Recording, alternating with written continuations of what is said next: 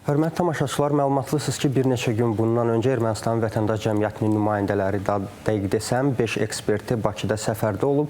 Azərbaycan Vətəndaş Cəmiyyətinin nümayəndələri ilə danışıqlar aparıb. İki tərəfli münasibətlərin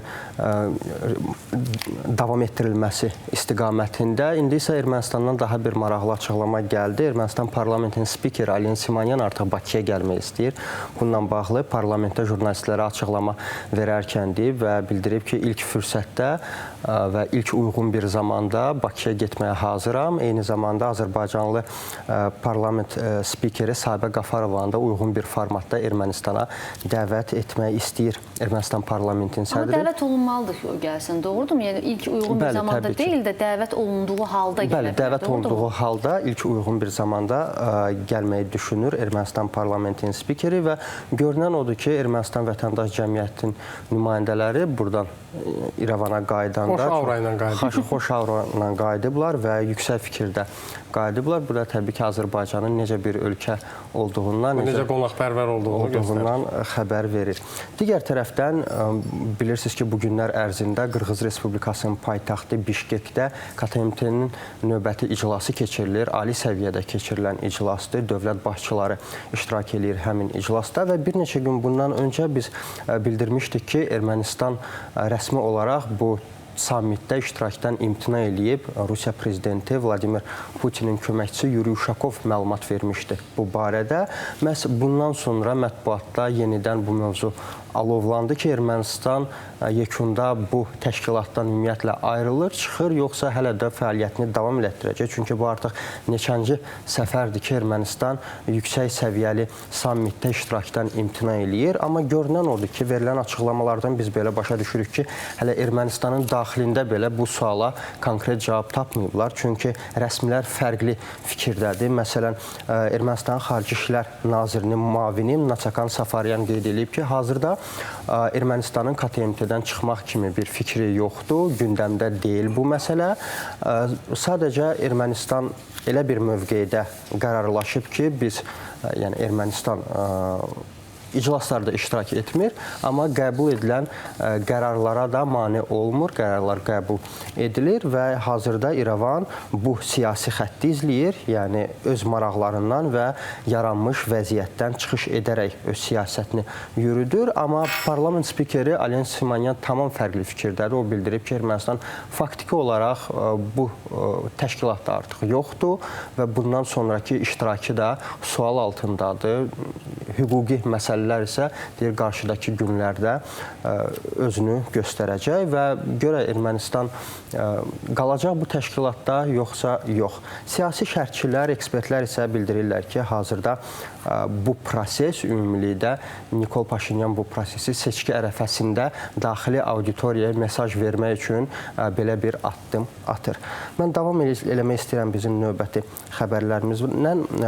Türkiyə Rusiyadan qaz tədarükünü davam etdirir və bu qaz tədarükünü dayandırmayacaq. Baxmayaraq ki, Birləşmiş Ştatlardan Avropalı tərəfdaşlara çağırışlar var, bəzi Avropa ölkələrindən, digər Avropa ölkələrinə çağırışlar var ki, Rusiyanın enerji resurslarından imtina etmək lazımdır.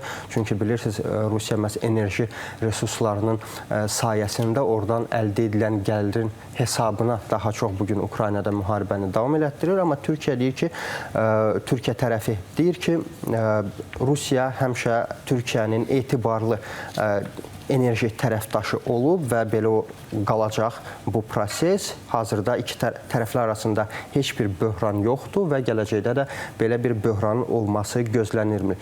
Ümumiyyətlə, biz son aylara, illərə baxdıqda deyə bilərik ki, enerji sahəsində Türkiyə Rusiya ilə kifayət qədər geniş şəkildə əməkdaşlıq eləyir. Təkcə təbii qaz, neft yox, o cümlədən nüvə enerjisi sahəsində də uğurlu əməkdaşlıq eləyir. İki ölkə biz nümunə olaraq Akkuyu nüvə atom elektrik stansiyasını qeyd edə bilərik, nüvə elektrik stansiyasını və hətta son məlumatlara görə Türkiyənin enerji naziri Alparslan Bayraqdarın açıqlamasına görə bu ilin sonuna qədər nüvə enerji stansiyasının birinci reaktorunu hətta istifadəyə verməyə belə hazırlaşırlar ilin sonuna qədər. Ümumiyyətlə, hər iki ölkənin liderinin bir-birinə münasibəti də çox yaxşıdır. Xüsusilə biz bunlar dəfələrlə görmüşük ötən illərdə də, açıqlamalarda da, son illərdə daha doğrusu bir-birlərinə həmişə hörmətlə yanaşırlar. Hətta Vladimir Putinin Rəcəb Tayyib Ərdoğan haqqında bir açıqlaması yadıma gəlir ki, o nəyəsə söz verirsə, o dərhal eləyir, etibarlı bir belə deyək, insandır və hər hansı bir əməkdaşlıq eləyiriksə Türkiyə ilə verilən sözlər qarşı tərəf tutur. Ona görə çox xoşdur bizə Türkiyə ilə belə qarşılıqlı əməkdaşlar. Bunu Vladimir Putin özü də mətbuata açıqlamışdı. Bəli, iki ölkə lideri arasında çox yaxşı bir etimad var. Biz bunu eyni zamanda tərəflər arasında Rusiya-Ukrayna müharibəsinə dair məlumatlardan da görürük. Məsələn, Birləşmiş Ştatlar və Rusiya tərəfi arasında danışıqlar aparılanda və yaxud da Ukrayna müharibəsinə dair hər hansısa sülh planı işə düşdükdə və yaxud da müzakirə olunduqda biz görürük ki, Rusiya prezidenti Vladimir Putin Türkiyəli həmkarına zəng eləyir və bu proses barədə ümumilikdə ona məlumat verir və buradan çıxış eləyərək biz bir daha qeyd eləyə bilərik ki, iki ölkə lideri arasında etimad var. Etimaddan danışmışkən Türkiyə və Rusiya arasında etimad var, amma son illərdə Avropa İttifaqı və Gürcüstan arasında demək olar ki, etimaddan əsər əlamət qalmayıb. İplər qopub orada artıq demək olar ki. Bəli, Gürcüstanın baş naziri İrakli Kobaxidze bildirib ki, Tbilisi Avropa İttifaqı ilə inteqrasiya prosesi məsələsini heç vaxt dayandırmayıb, bu dialoqu dayandırmayıb. Əksinə Avropa İttifaqı Gürcüstanla bu prosesi dayandırıb. Gürcüstan həmişə son illərdən gedir söhbət, Avropa İttifaqına daxil olmaq istəyib, inteqrasiyanı gücləndirmək istəyib. Amma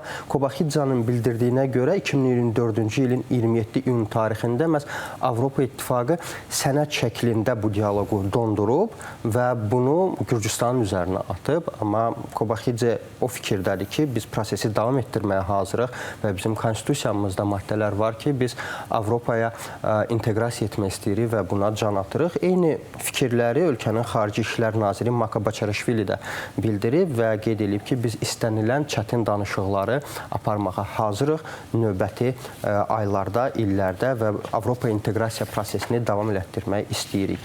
Mən Birləşmiş Ştatlar gündəmi ilə davam etdirmək istəyirəm bizim buraxılışımızı. Bilirsiniz, Rusiya-Ukrayna müharibəsində kifayət qədər müharibənin daha doğrusu davam etdirilməsi prosesində, dialoqda Birləşmiş Ştatlardan iştirak eləyir Steve Witkoff, Donald Trump'ın köməkçisi. Son vaxtlar Donald Trump'ın etimadını kifayət qədər qazanıb, istər yaxın şərq məsələləri ilə bağlı, istər Rusiya-Ukrayna müharibəsinin gedişinə dair aparılan danışıqlarda məhz Witkoffu göndərir, amma ABŞ konqresində Witkoffun istefasına çağırıblar konqresmenlər. Xüsusilə ABŞ Nümayəndələr Palatasından Respublikaçıların üzvü Don Baker belə bir ideya ilə çıxış eləyib ki, Steve Witkoff uzaqlaşdırılmalıdır artıq hakim dairələrdən. Çünki bu yaxınlarda son 1-2 gündə Bloomberg agentliyi səs yayıb, gizli səs yazısıdır. Rusiya prezidentinin köməkçisi Yuri Ushakov və Steve Witkoffun arasında keçirilən danışıqlara dair səs yazmadır və iddialara görə, agentliyin iddiasına görə həmin səs yazmada Steve Witkoff Rusiyaya Donald Trumpa sülh sazişi ilə bağlı təklifləri necə daha sərfəli şəkildə təqdim etmək. Onu necə razı sala bilərik. Nəriman da bu barədə onlarla danışdıq biz.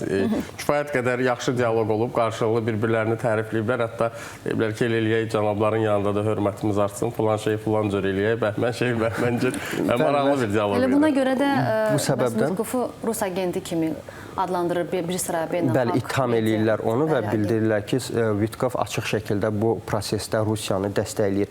Elə son olaraq da mən Birləşmiş Ştatlarla yekunlaşdırmaq istəyirəm buraxılışımızı. Paytaxt Vaşinqtonda Ağ Ev yaxınlığında atışma baş verib bir neçə saat öncə və atışma nəticəsində Milli Qvardiyanın 2 hərbçisi əvvəlcə yaralanıb, daha sonra xəstəxanada dünyasını dəyişiblər. Bununla bağlı ABŞ prezidenti Donald Trump'ın da açıqlaması var. Daha ətraflı detalları isə biz növbəti buraxılışımızda təxminən 45 dəqiqə sonra 9 efirində tamaşaçıların diqqətinə çatdıracaq. Təşəkkürlər. Çox sağ olun. Hörmətli tamaşaçılar, siz isə dünyada və regionda baş verən prosesləri daha ətraflı anlamaq və izləmək üçün xəbərin zamanını izləməyi unutmayın. Görüşənədək.